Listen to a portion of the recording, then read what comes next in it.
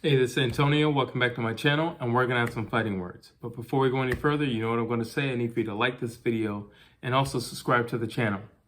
So in this video, I want to talk about Tyson Fury and Francis Ngannou.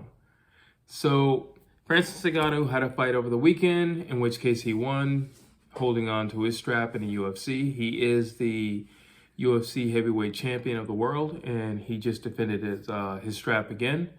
Shout out to Francis, and I'll tell you why.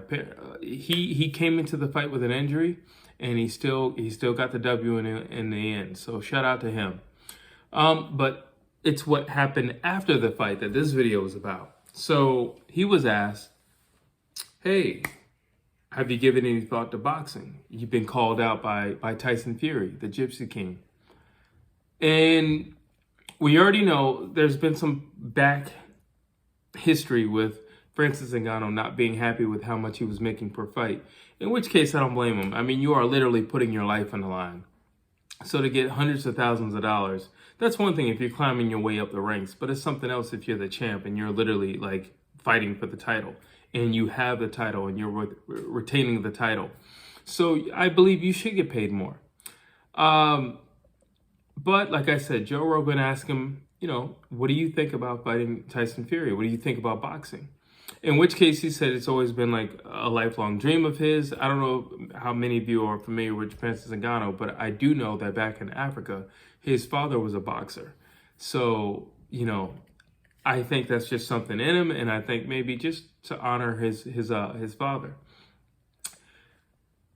He is primarily a boxer anyway, when you look at him in the octagon. I mean, contrary to the fight that he just had, he's primarily known for using his hands. He's got heavy, explosive dynamite hands. And either one of them can clip you, either one of them can put you out. So, it's not strange that he would want to go to boxing. So for that particular reason, but also the reason of he knows he would make a whole lot more money. In which case you would be valued more, bang per buck. And I don't disagree with that. By all means, get as much as you can. I've always said, if you're going to put your life on the line, get as much as you can. So I'm all for it. I'm not knocking the man for saying this is my value and this is my worth. I totally agree. And I think he should go for as much as he can get. And for those who say, he shouldn't get this or he shouldn't get that, you try walking in there, and especially in his division, the big boys, that's a different type of power. So they deserve a different type of pay. So this video is really just about, not the opportunity, but what if this fight does take place? Well, we do know that Tyson Fury has lately been trying to secure a fight with Alexander Usyk for a unification bout in the heavyweight division in boxing. However, there's still Anthony Joshua. So I don't know what's happening there. Anthony Joshua recently made a video saying, hey, I haven't told anybody that I'm stepping aside. No contracts have been presented to me or sent to me, nor have I signed anything. So therefore, based on what Anthony Joshua, coming from the horse's mouth, has said, to my knowledge, his fight with Alexander Usyk is still on. Now, Tyson Fury has stated he doesn't want to be in boxing very long. He's already pretty much accomplished his goals. I mean, he wanted to be a unified champion of the world. He did that. He's a lineal champ. So what else is there to accomplish? I guess he could do it again. And that's what he's on par to do. But unfortunately, I don't know how long he wants to stick around. I don't know how long he wants to wait. And what would be more fun than fighting Francis Ngannou in the interim? You're probably going to make more money than you would make if you were to fight Alexander Usyk.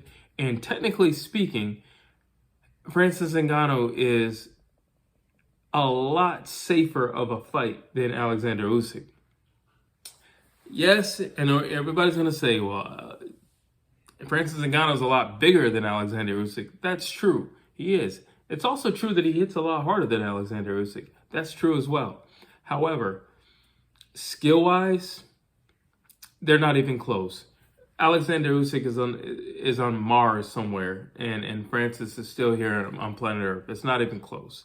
Speed-wise, not even close. Just overall ring generalship and intelligence, not even close. So there is more of a risk factor with Alexander Usyk than there is with Alexander Usyk than there is with Francis Ngannou. However, the risk is really high with Francis Ngannou as well, and I'll tell you why. Because he might be able to hit harder than Deontay Wilder. And Deontay Wilder put Tyson Fury down. You know, and with Francis just naturally being a bigger guy, keep in mind, Deontay Wilder is not a big guy. Deontay Wilder is really a cruiserweight, fighting with the heavyweights.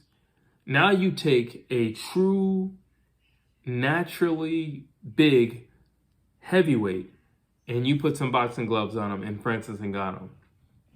That's kind of scary because if it connects, it could be night-night. It could be night-night. So, you know, when you're looking at the risk factor, they're there for both guys, Alexander Usyk and Francis Ngannou. But when we're looking at revenue and what this fight will generate, hands down, Francis Ngannou versus Tyson Fury, that's huge. It's mega. I mean, it's a big fight. You seen what happened last time that the lines got crossed and Floyd Mayweather and Conor McGregor met. Now, am I saying that Francis Ngannou and Tyson Fury are as big and as mega as Floyd Mayweather and Conor McGregor? I'm not saying that, but I am definitely saying they're like maybe a few notches below. So, and you know, you always got to go and look at the risk, because the reality is Francis could possibly put somebody in a coffin with one punch. But on the other end, you have Tyson Fury, who's going to box circles around Francis Ngannou. Francis Ngannou doesn't have half the footwork of Tyson Fury. Francis Ngannou doesn't have half the intelligence when it comes to boxing as Tyson Fury. And I don't know who takes a punch better. Now, Tyson Fury has never been known for his knockout power. However, at 270 pounds, if he hits you, and he's a lot sharper of a puncher than Francis Ngannou, it could be night-night. It definitely could be night-night, you know? So it's there. The risk factor is there on both sides in terms of, you know, getting clipped. I would definitely put my eggs in the basket of Tyson Fury, the Gypsy King, clipping Francis Ngannou. But stranger things have happened in boxing, and you never know. You absolutely never know. Francis does have nice hands, at least when I see him in the mitts. He has nice hands. However, when you see him fight, he's sloppy. He's overextended. You know, he goes off balance He goes off balance as well. So, you know, like, those are all things that Tyson Fury could exploit very easily, very early. And one of the things that I do know about Francis Ngannou is he, in the past, got gun shy. You know, now, if you take that same fear to pop back up, or for him to get clipped enough in a round where he's like, I don't want to throw anymore. Well, you got 12 rounds over here. Not 5, not 3 to 5, not 3 or 5. You have 12. So if you develop this early on with a guy like Tyson Fury, who will probably be talking to you, who will probably be dancing around you, who will probably be playing to the crowd, and then piecing you up while he's doing all these things, that's not a good look. That's not a good look. This might be the closest we will see to Ali and George Foreman again. However, we have seen this fight before. Let's just call a spade a spade. We've definitely seen this fight before. We saw this fight with Tyson Fury and Deontay Wilder. Francis Ngannou is nothing but Deontay Wilder. He's a guy with a really, really powerful punch. And he can land it. And he has shown that he can land it. And if he lands it, not many people get back up. So there you go. But we've seen this fight before. We've seen this fight before.